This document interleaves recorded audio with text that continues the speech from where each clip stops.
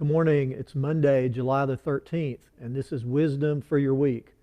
During World War II, there was a slogan put out by the U.S. Office of War Information. It was, "Loose lips sink ships." The slogan was put on posters and hung in public places like schools and churches. It was a reminder to military personnel and ordinary citizens to be careful about what they said. The idea was that unguarded talk might give useful information to the enemy. Solomon gives us a similar warning in our verse for today. Proverbs 13, verse 3 says, "He who guards his lips guards his life, but he who speaks rashly will come to ruin." So instead of loose lips sink ships, the idea might be loose lips sink lives. As much as any Bible author, Solomon is keenly aware of the danger of our words, of what we say. Our speech is one of the most common themes in the book of Proverbs.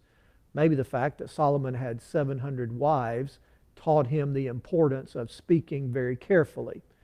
I wonder how many lives, careers, marriages, friendships have been ruined by careless talk.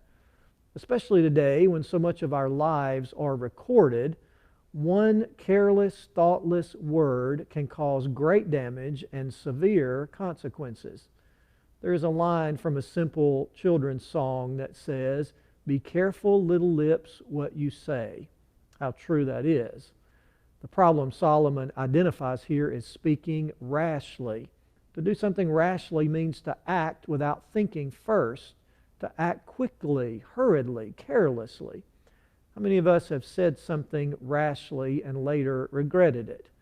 Had we only thought more carefully before we spoke, we probably would have remained silent.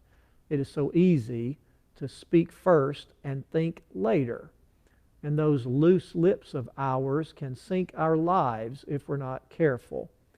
The key, according to Solomon, is to guard our lips.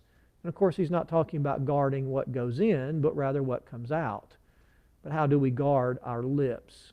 Well, for one thing, we have to train ourselves to think before we speak, to wait just a minute before we say what comes to our mind. It's like writing an angry text message or email, but waiting 5 minutes before we hit send. If we can train ourselves to do the same thing with our speech, that would be guarding ourselves. It could also be that prayer is important as we try to guard our lips. Simply ask God for help if you struggle with this.